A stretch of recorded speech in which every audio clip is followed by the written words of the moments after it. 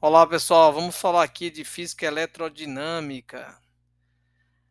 Ela é o ramo da física que estuda as cargas em movimento. Quando as cargas estão estáticas, é eletrostática.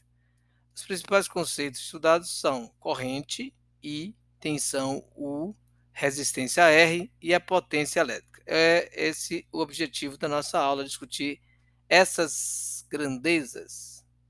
A corrente é o movimento ordenado de elétrons, ou seja, vou tentar visualizar aqui um fio e dentro desse fio você vai ter os elétrons se movimentando de forma ordenada. Então, a quantidade de carga elétrica no tempo é a corrente elétrica. A carga elétrica, vocês já sabem, é dada em Coulomb e a carga de cada é a carga de cada átomo vezes o número deles. Bom, a tensão elétrica é outra variável, outra grandeza da eletrodinâmica muito importante, porque ela que faz com que haja uma corrente elétrica, ou seja, ela que tem a quantidade de energia armazenada em cada coulomb, que vai determinar um campo elétrico.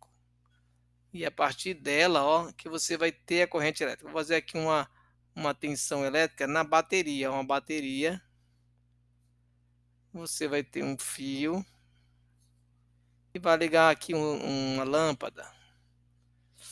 A bateria tem a tensão elétrica, que é a DDP, uma diferença de potencial elétrico. A partir disso, você vai ter o campo elétrico que vai fazer com que haja a corrente elétrica circulando aqui nesse fio. No sentido convencional, sai do positivo para o negativo. Mas falando da tensão elétrica em relação à energia potencial elétrica, você vai ter a energia potencial sobre a carga elétrica. Isso vai ser a tensão. Se relacionar com o campo elétrico, aí vai ser um produto do vetor campo elétrico em newtons Coulomb vezes a distância. Quando a gente fala de tensão elétrica, a gente tem que entender que as cargas podem se mover devido ao surgimento dessa força elétrica sobre elas. Então, você tem que ter os polos positivo e negativo. Esses polos vão proporcionar a força elétrica que vai gerar uma corrente. Cargas positivas movem-se em direção aos potenciais mais baixos, enquanto as negativas tendem a se deslocar para os mais altos, ou seja, os positivos.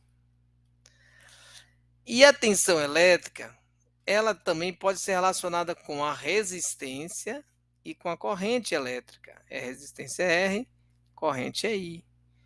Então, a partir da lei de Ohm percebeu que eu tenho uma proporcionalidade, né, entre aqui tem uma bateria, liguei minha lâmpada.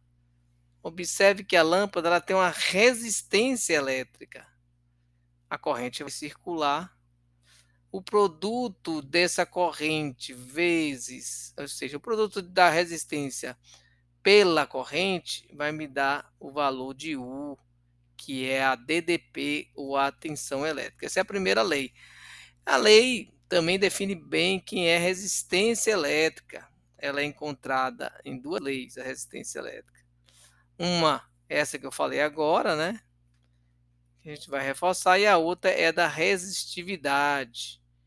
Então, a resistência elétrica vai ser U sobre I, já que a gente viu que U vai ser R vezes I.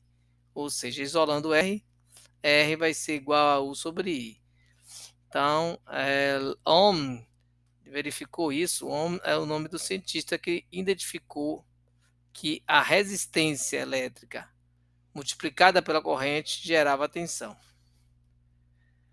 E a segunda lei já é uma lei ligada à resistividade. R é igual a ρ L sobre A. Quer dizer, maior o comprimento de um fio condutor, maior a sua resistência. O ρ é a resistividade, é uma característica material. Então, o cobre tem uma resistividade, o ouro outra, o alumínio, que é também usado na parte elétrica também.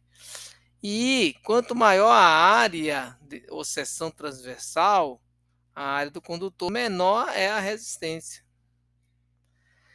Aí temos também o conceito de potência elétrica, que vai ser a variação do campo elétrico sobre o tempo, ok?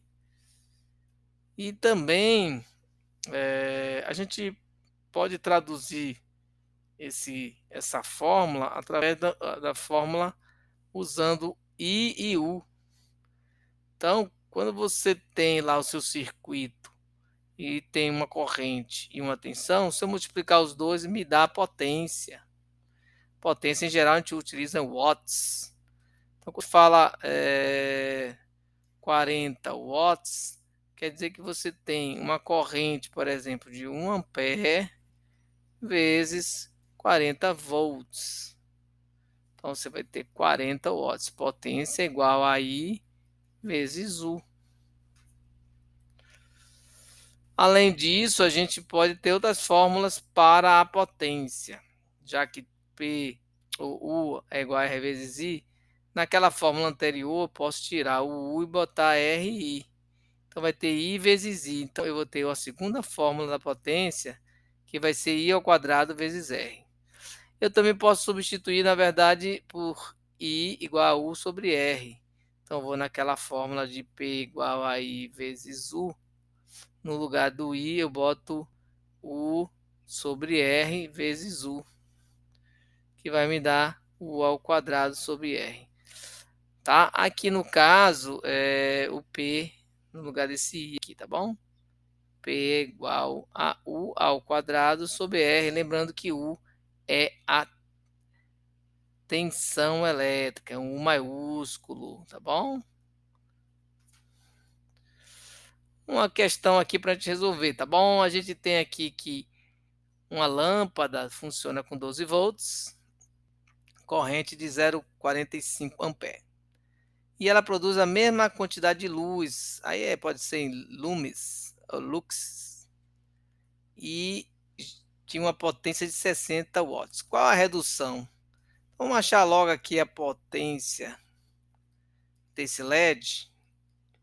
Então ele tem 0,45 vezes 12 volts. Esse produto eu já fiz, deu 5,4 watts. Então, a potência, a diferença das potências vai ser a potência da lâmpada menos a potência do LED. Então, 60, que é a potência da lâmpada. Antigamente, nós tínhamos essas potências bem altas para as lâmpadas. E com a introdução da lâmpada fluorescente de LED, houve uma redução. Então, vai ser 60 menos 5,4, deu 54,6 watts, é a diferença. Essa questão já é mais extensa, a capacidade da bateria com acumuladores. Temos aqui alguns dados importantes, né?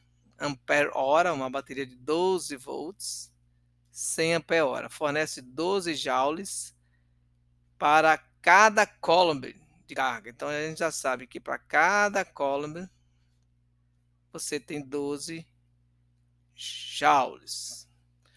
Se um gerador tem resistência interna desprezível, que fornece uma potência elétrica de 600, né? Quanto tempo levaria para recarregar essa bateria de novo? Vamos achar logo. Ela diz que é 100 ampere-hora. 100 ampere-hora equivale a quanto? Ó, equivale a quanto a nível de Coulomb, né? Então a gente pode botar que 100 ampere-hora está relacionado a, tirando aqui a hora e transformando em segundos, você vai ter 100 vezes 3.600, né? Então isso aqui vai me dar 360 mil coulombs. Fazer a minha regrinha de 3 aqui, ó. 360 mil está para X. Vamos descobrir logo a quantidade em joules. Aqui deu 43, não, 4.320.000, tá ok? Pronto, essa é a quantidade de, tá em joules, né? Então tá ligada aí a quantidade do acumulador. Pronto, nós temos essa capacidade aí, então agora a gente tem que achar o tempo, quanto tempo levaria para recarregá-la. Então eu vou usar a fórmula da potência, né? Potência aqui vai ser, nós vimos anteriormente, ΔE sobre ΔT. Eu quero achar ΔT, então vai ser P, que é a potência, vezes ΔE. Então, no caso, na verdade, ΔT vai ser igual a ΔE sobre P, né? Então, quem é ΔE? Nós temos aqui esse valor aí, aqui, a quantidade de energia potencial. 4.320.000 dividido por 600, né? Que foi a potência que foi dada aqui no início. Essa divisão vai finalizar a questão. No caso, deu 7.200 segundos. Dividindo aí, você vai encontrar 2 horas, tá bom? É isso aí, pessoal, nossas referências. Até a próxima.